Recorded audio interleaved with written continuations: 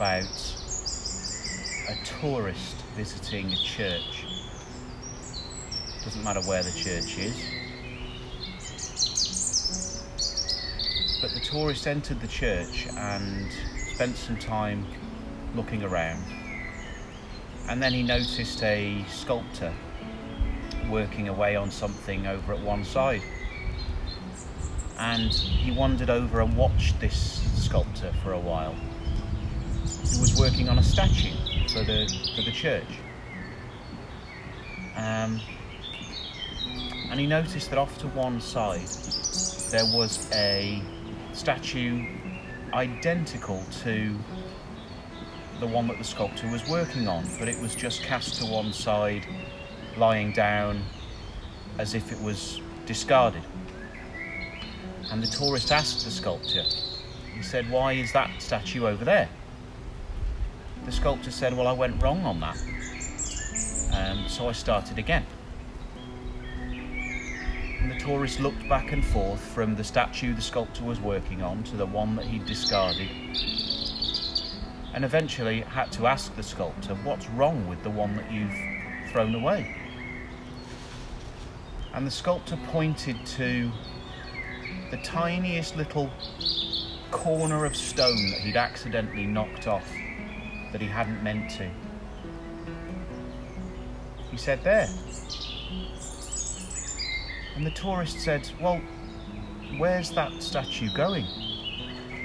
The sculptor pointed up high to the top of a column that was standing further down the church and said, "It's going up on top of that column there." And at this point the tourist couldn't believe what he was hearing, because there was no way that anybody was going to be able to see the mistake the sculptor had made from down on the church floor.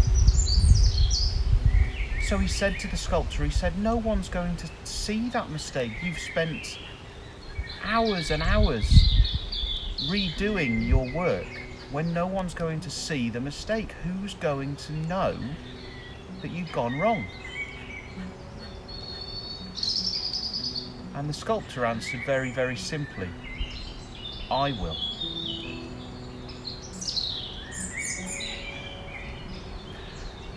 And I think, for me, that story is related in a lot of ways to the situation that we're all currently in. Social distancing, following the guidance that's been laid out. Because at the end of all this, each of us is going to know whether we've done all we can possibly do to keep ourselves safe, keep those around us safe, look after the NHS, and save lives. We're going to know. No one else is going to know whether I did all that I could, but I am. And I don't want to look back on this lockdown period and think, well, I took a risk here and there and shouldn't have done that really, but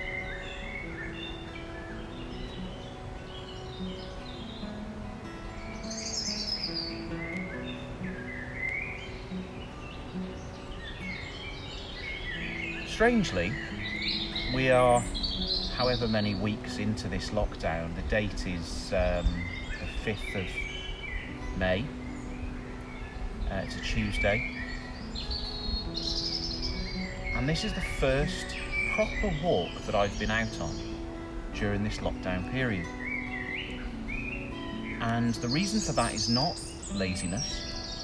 It's not down to the government guidelines, because they've said we should be getting out for walks if we can and getting exercise. It's because my situation just over 3 weeks ago became a little bit more complicated.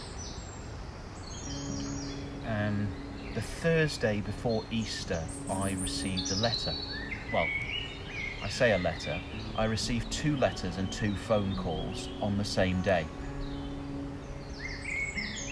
The 2 letters were one from the NHS and the other from a specialist who I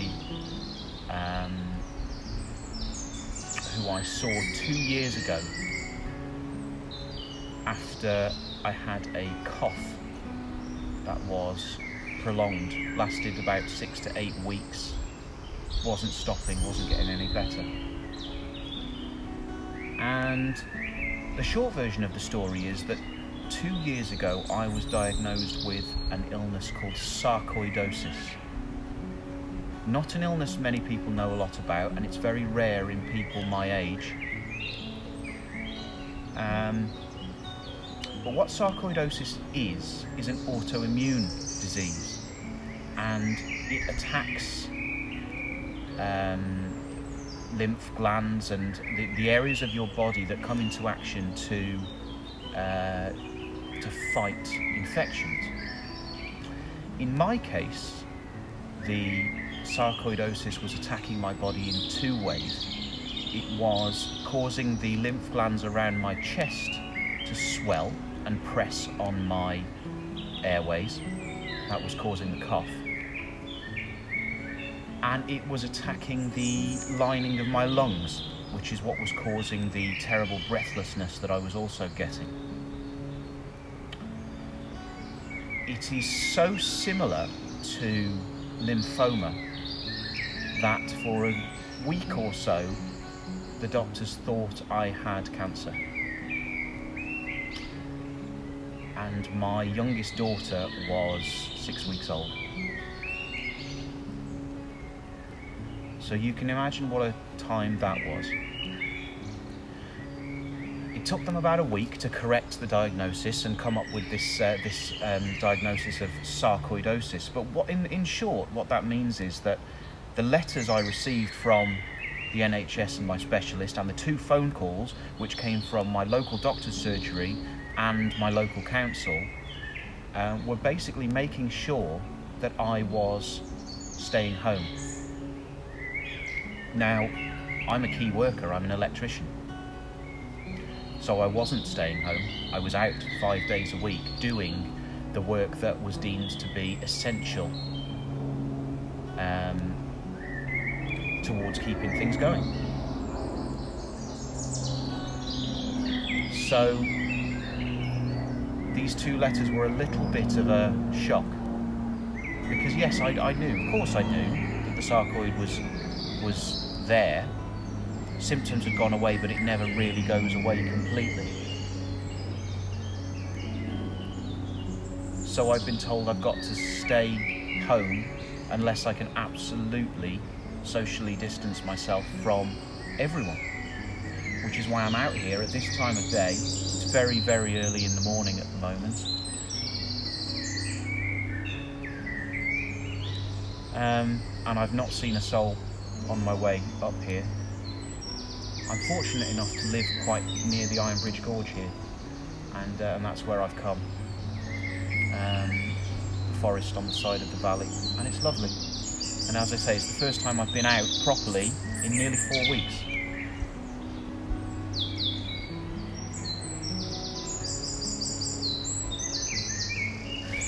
And I think the important message in there is that the people who listen to the government guidelines, listen to the words that are said and look for loopholes,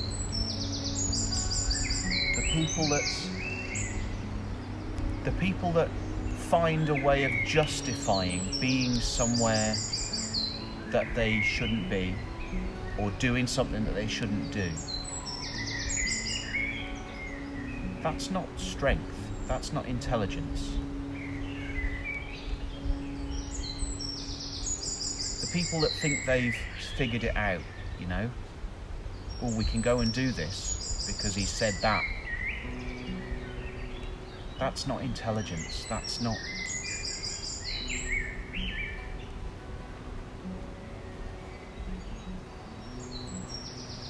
What it is weakness. It's not being able to do something that is difficult to do.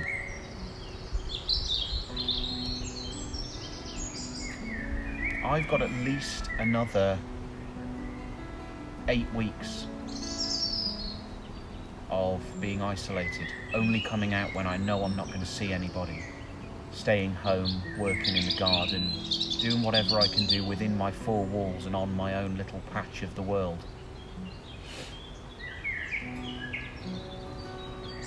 And I can't do the things that I love to do, and that's hard. It's hard.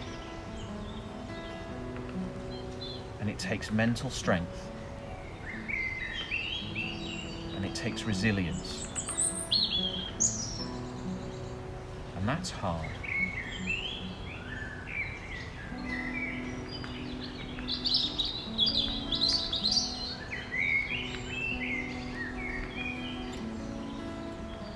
It is hard, day after day, to think, no, I can't go and do that.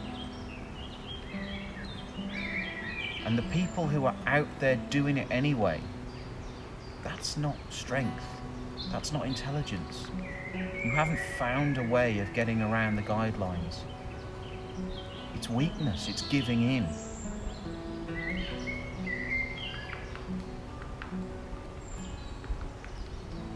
This whole situation is, for everyone, a completely different set of factors than we're all used to dealing with in our lives.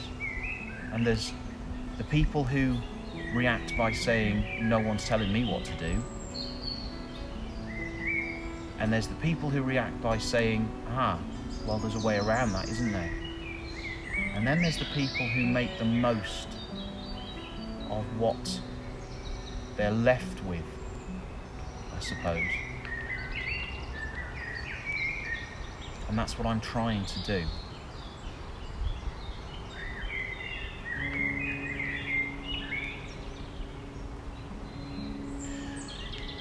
Mental health is a very difficult subject at the moment because everyone's being affected in ways that they've never been affected before.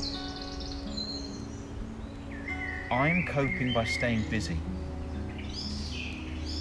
and by regularly talking to a group of friends, including Dave Outdoors, the Shropshire Lad, Andy from Got to Get Outdoors.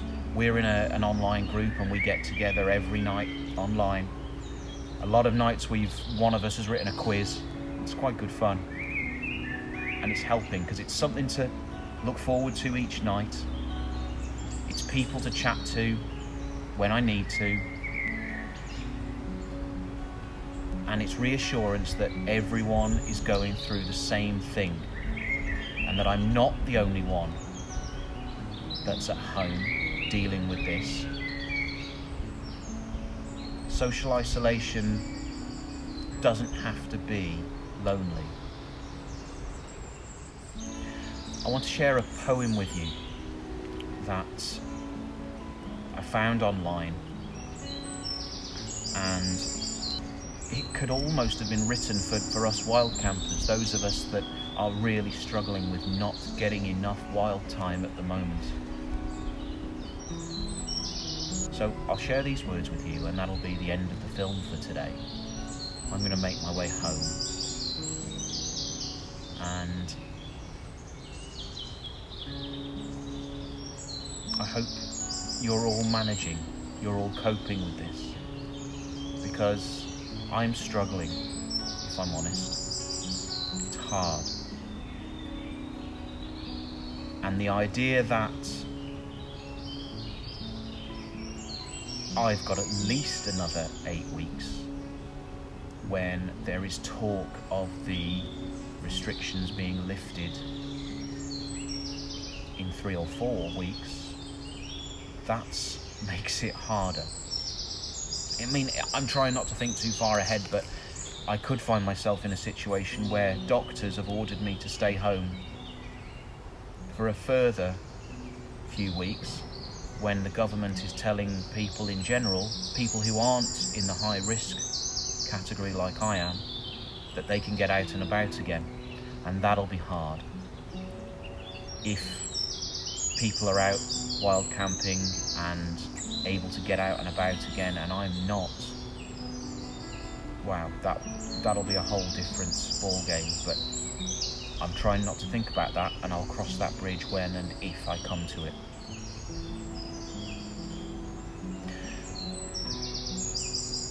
So enjoy this poem. Stay safe, stay wild at heart, and protect yourself and the people around you.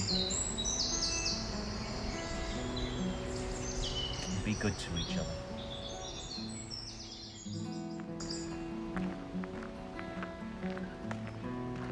When despair for the world grows in me, and I wake in the night at the least sound, in fear of what my life and my children's lives may be, I go and lie down where the wood drake rests, in his beauty on the water, and the great heron feeds.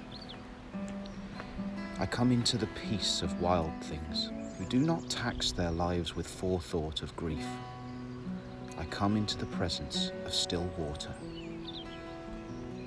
And I feel above me the day-blind stars waiting with their light. For a time, I rest in the grace of the world and am free.